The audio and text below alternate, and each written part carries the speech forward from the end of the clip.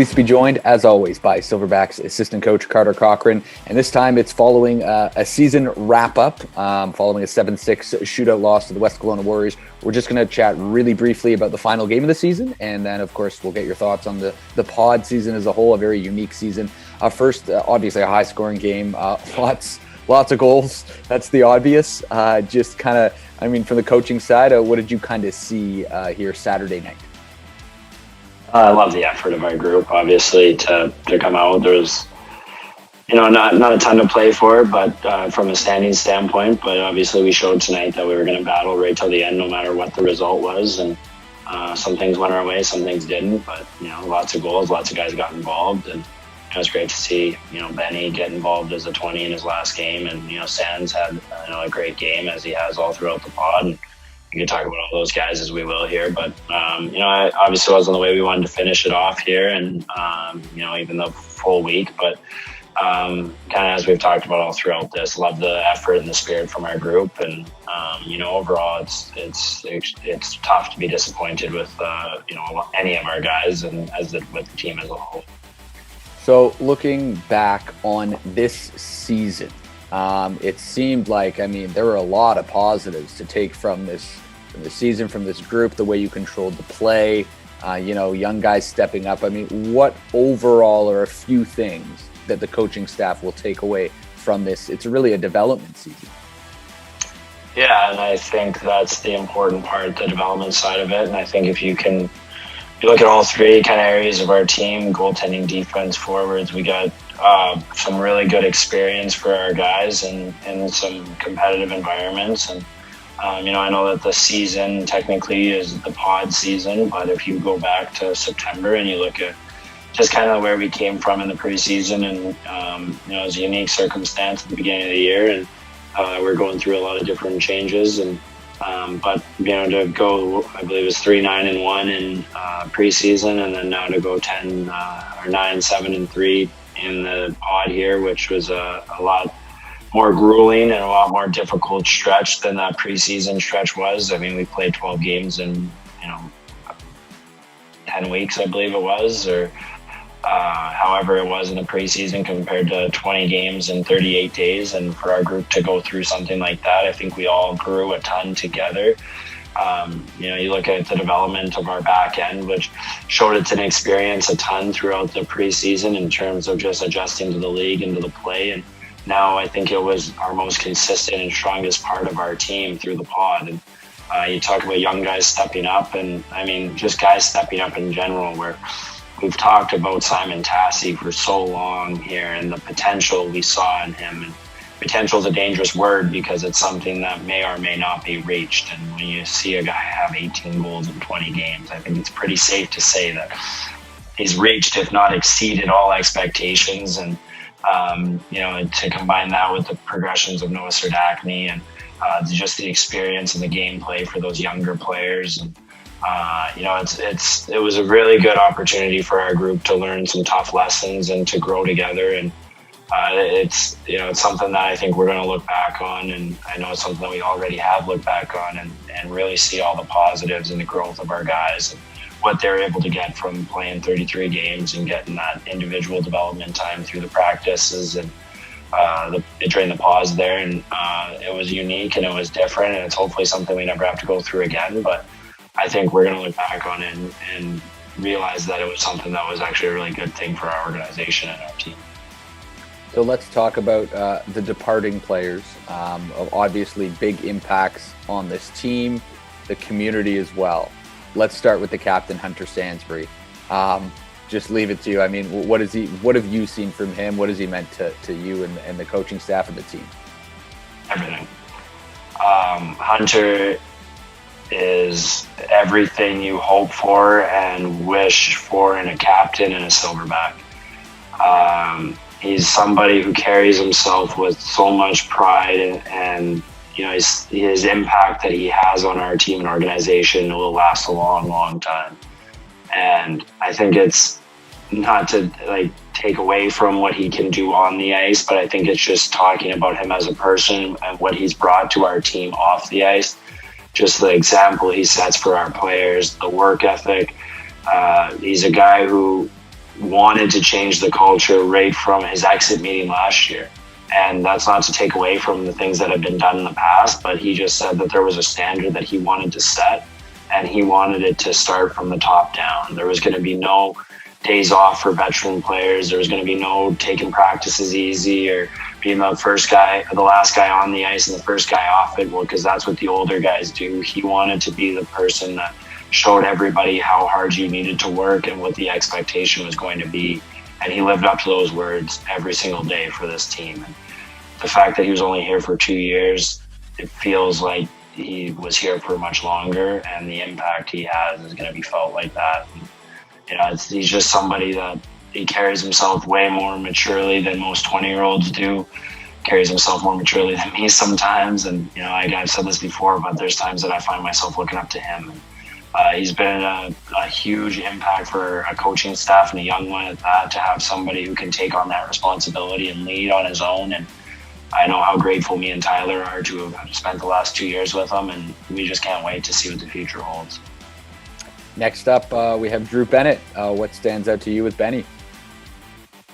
I feel like I'm going to repeat myself a lot, but with the three guys who were here throughout the entire duration of our 2 years, Logan, Drew, and Hunter, they're guys who you can't replace, and you can't replace their impact for our group, and especially through a season like this. And Drew was one of those guys who he dealt with adversity more than anybody, and he's fighting for that scholarship and that opportunity at the next level. And through any sort of hardships he went through or any uncertainty that he had, he never let it affect anybody around him, and he never brought his attitude never changed, and he was able to still be that guy who could pick us up and bring us up no matter what the situation was. And he's just one of those guys who whatever you needed from, he would do.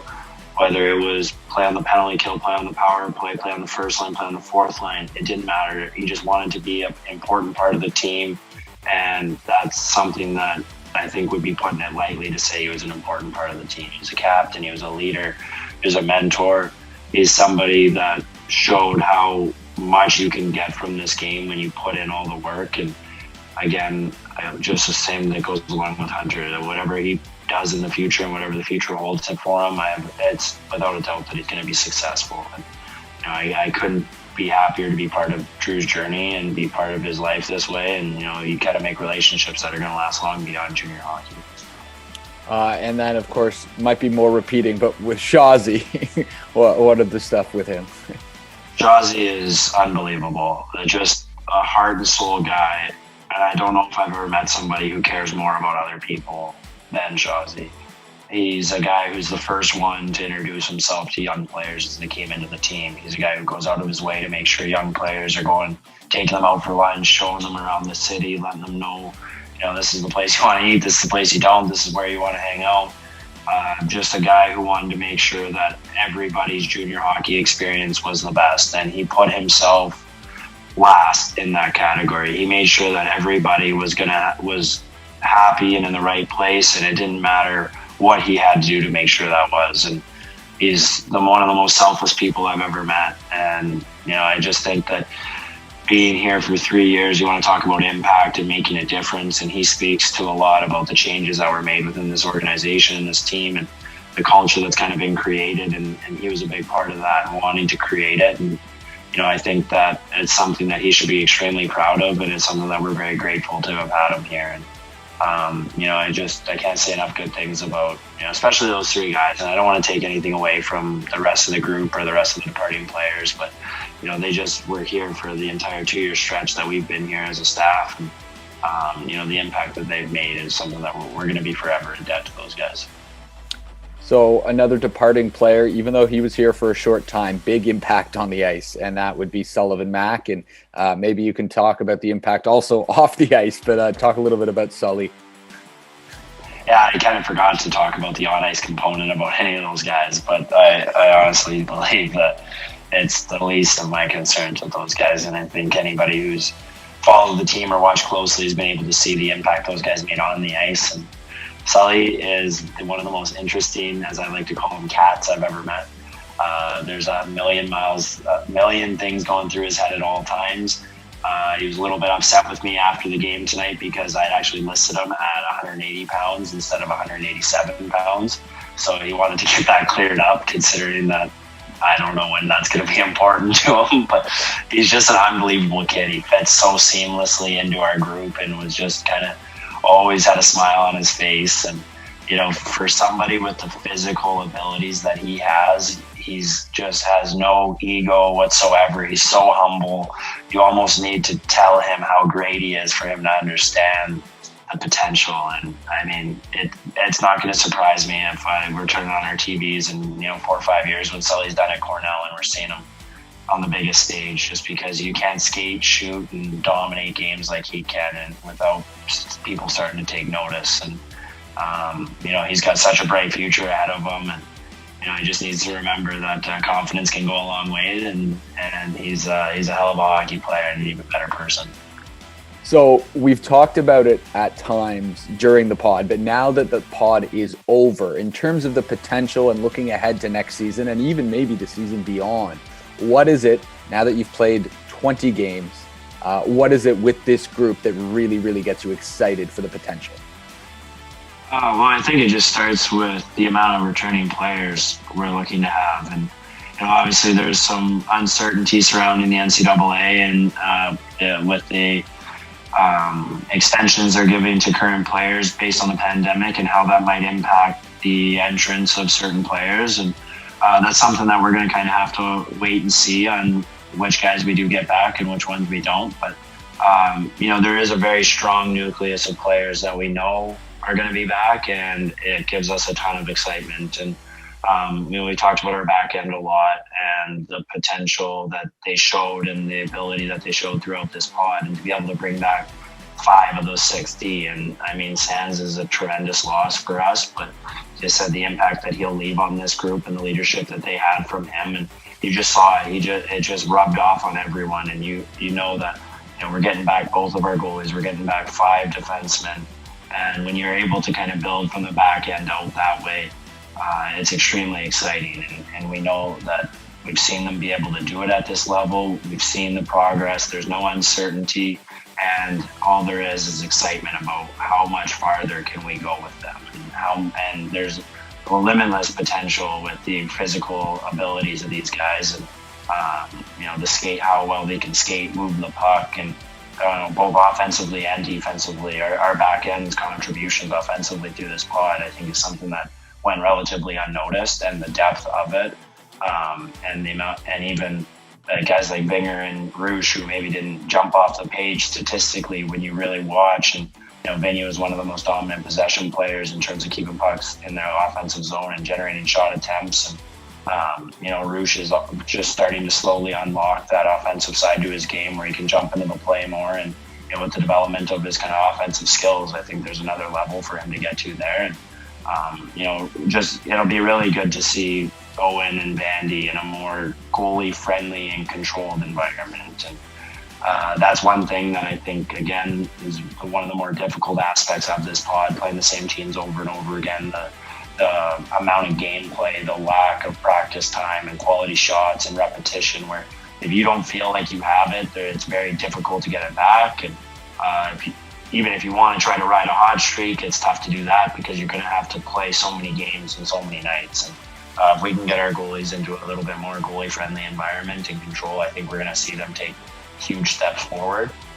And I think there's a lot of excitement around our forward group too. And just some of the guys who potentially be back, and obviously led by Dak and Tass and the kind of chemistry they were able to build there. And obviously they're going to miss Sully, but I think Sully's going to miss them too. So, and then I think there's a lot, just the amount of returning potential that we have down our lineup too, and the steps that guys take. The second year jump in this league is a massive one. And it's one that I think we've struggled with in the past years, being able to find guys who, fit right and fit well and are able to, kind of build around a nucleus of guys for multiple years. And that's something that we think we're really going to be able to do next year with the amount of returning players we have. And, it's an exciting thing to be a part of. And when you can kind of look forward and not have to speculate, but also just look forward and say, look, this is what we know. We know what these guys can do. We've seen them do it. And not only, I think the results are one thing. The results are one thing in a way that, yes, we were fairly successful in this pod. We won more games than we lost. We were extremely competitive, and statistically speaking, we probably underachieved result-wise compared to how well we played in a lot of these games. And so I think there's a lot of optimism that way. But when you look at the development of the players we had this year and how much better they got from September till now, that's what I think gives us the most excitement. It's one thing for us to be able to bring these guys in and they're at the level they already are, but how you win in this league or any league is how much better can we get from September till the end of the season. And the strides that these guys took this year due to their work, their ability to retain information, their cohesiveness, buying into the system, that aspect of it gives us a ton of confidence going into next year that if they can be on a similar path and trajectory of getting better like they were this year, I mean, the sky's the limit for us right now, and it's just going to come down to how much work we're willing to put in the summer. Can we come back in the proper shape that we need to be in? Guys know what the expectations and the standards are around here. There's not going to be a lot of surprises, and I think we're excited about some of the recruits we have coming in. We saw the early flashes of some of the young players, Nathan Lindblad and Nathan Mackey, who are up already for us this year, and there's going to be a lot of competition next year, and competition is a great thing. It creates the best in all of us, and I could talk about all the individuals personally, but I think it's better just to just kind of wait and see what comes. And I think it's an exciting time to be part of the organization and definitely a fan too. So lastly, as we wrap up with the season coming to an end, is there anyone you'd like to acknowledge or thank now that we're done the pod season? A lot of hard work behind the scenes. Anyone you want to acknowledge now that it's officially done? Yeah, I think that it's a long list. I think the league did a tremendous job of being patient and working with the PHO and the government to ensure that we were able to do this. And you got to give credit where it's due. They did a great job with that. But I also think that a ton of things has to go not only to our players but their families as well. And this is a difficult time for everybody in the world, and to send your kids away from home and to have them be somewhere where you're expecting them to be playing hockey, and for a long time they weren't. And I know the stress that was put on our players, but I can only imagine the stress that was put on the parents and their families as well. And to have their kids so far away from home, not necessarily being able to do exactly what they want to be doing, and the support that we got from our players' families was unbelievable, and it wouldn't have been possible without them. Our billets are absolutely amazing. There was a line of them waiting for our bus as we got back from the game tonight, which was an extremely special moment for our players, and just to be able to see the support that they have from afar. And our billets they do an unbelievable job of bringing our players in and making them feel part of their families, and that was on full display tonight. I think as well, our ownership group and the support we have from our staff, Brooksy as GM, and everybody around our organization, just want to thank them for all the work that was put in behind the scenes to make this possible, and the support that we had. And I just want to thank the fans as well. I think the support that we had around the community was unbelievable, even without the gameplay, even the kind of neighborhood I live in.